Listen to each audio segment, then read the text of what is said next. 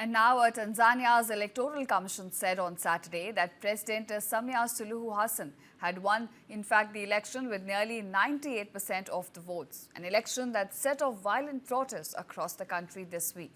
Now, here are more details on how this crisis is unfolding in the country due to the high-stakes election.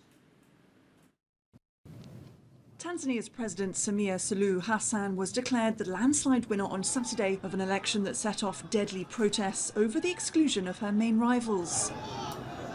The result hands Hassan a 5-year term to govern the East African country of 68 million people, which she has led since the death of her predecessor in 2021.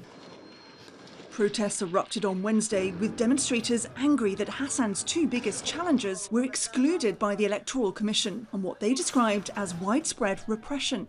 Tanzania's main opposition party said on Friday that hundreds of people had been killed in the protests.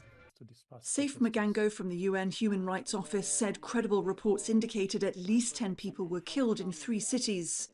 We are alarmed by the deaths and injuries that have occurred in the ongoing election-related protests in Tanzania.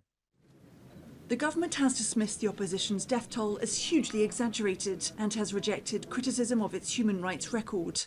Reuters could not independently verify casualty figures. UN Secretary-General Antonio Guterres has called for a thorough and impartial investigation into all allegations of excessive use of force. Tanzanian authorities have imposed a nationwide curfew for the last 3 nights and restricted access to the internet.